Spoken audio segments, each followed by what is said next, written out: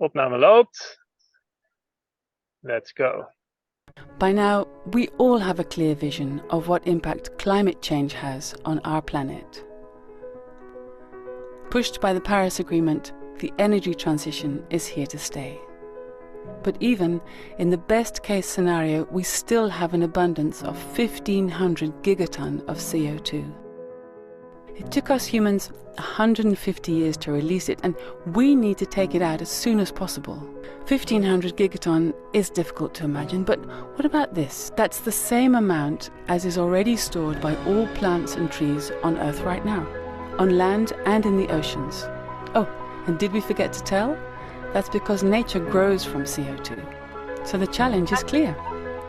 To clean up 1,500 gigaton, we only have to double nature. True, that sure is a huge challenge, but it can still be done, and often it's even a viable business case. And people like challenges, right? This one is energizing, that's a promise. The fact is, it must be done. And the good news is, it's already happening. Let's double nature.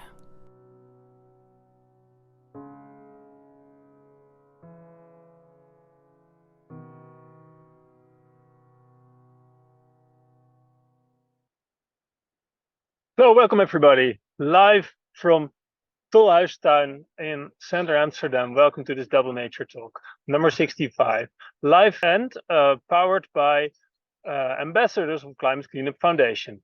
To join as an ambassador, visit climatecleanup.org.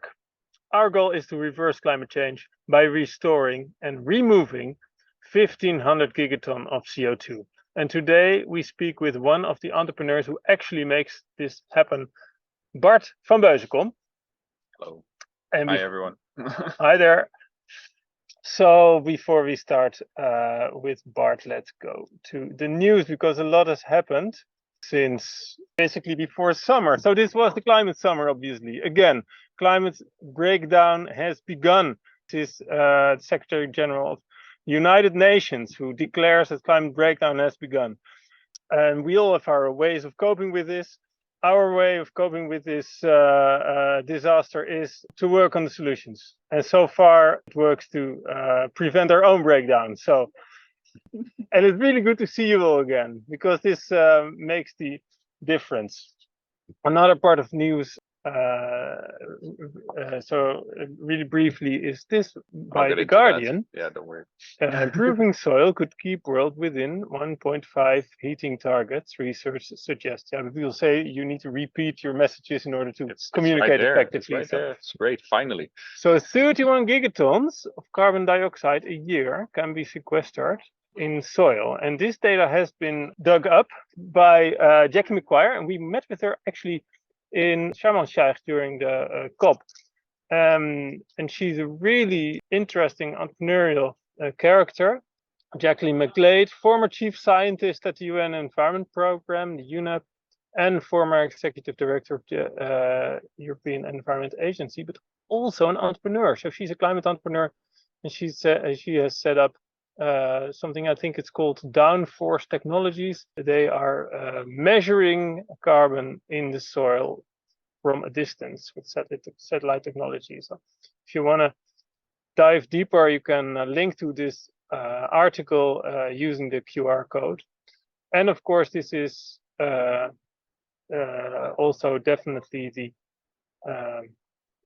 topic of today. So let's move to Bart. You've been working at BlackRock. I have worked at BlackRock, yes. Yeah. Agree. You have set up a company in Brazil. Yes. Yeah. So then you were like a financial analyst and entrepreneur and director, and then you became a farmer. Yes. Do you want to tell us how that happened and why you did all that? As Sven said, well, he didn't say this part, but I started studying econometrics, and from econometrics, I really went to work at BlackRock in London, analyzing lots of data, lots of financial wizardry on toxic assets. Then I worked at Ortec in Southern Africa, and then I set up Ortec in Brazil, grew that from myself to about 15 employees. And then I started really questioning, okay, what am I doing? What's the impact that this is having on the planet? And I realized if I do my job really well, I was working with software for logistics, I could get the 1 million trucks that are in Brazil, optimize it, and get it down to 900,000. Wasn't really going to do much. And I realized after the birth of my 2 boys that the world I was leaving behind, or for them, or even the world I was leaving for myself, wasn't a very nice place. And we've been seeing that for the last years. It's just keeps on getting more interesting. I almost sometimes I say fun, because everyone now starts to realize that the solutions are necessary. So the momentum is being forced upon us by Mother Earth. Then to figure out my next step, seeing that there were all these problems, I basically got all the problems from Wikipedia and from the UN and put them together and used something called the theory of constraints to see what the bottlenecks are in our current system. And the bottlenecks in the current system, by combining all these problems, came down to social justice, energy transition, and agriculture. Because I already had set up 2 syntropic agroforestry systems in Brazil, because I had come in contact with this concept, I chose to go for agriculture. And then my specific focus is scalable regenerative agroforestry, so planting trees on agricultural land in a scalable way, because that way we can store much more carbon in the soil and in the above ground biomass, making it possible to turn agriculture into the solution for climate change. This is the earth we're leaving right now. And this is what conventional agriculture is doing right now, which is not really useful or helpful. And the goal for climate change is the bottom one of these little lines. And we're not there at all. Current policies, we're still at 3 degrees. The pledges we get might be 2.4, but we want to be at 1.5. And even that is already difficult, which we're seeing right now. So seeing as regenerative agroforestry can be a solution for this and get to the 1.5, I curated a company called Scave.World to start implementing this concept and really make agriculture solution for climate change in a way that you restore biodiversity, store carbon in soil, restore water cycles, and give robust earnings to farmers in a globally scalable way. So currently we're testing this in the Netherlands and in Portugal, and we're implementing in Portugal.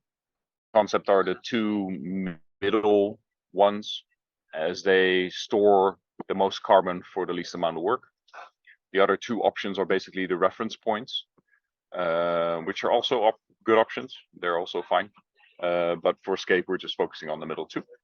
And the nice thing is, if we implement this, like the article that Sven was just showing, if we implement this system on 30% of agricultural land by 2030, we can stay in that 1.5 degree pathway. And then by 2050, we have to be on 60%.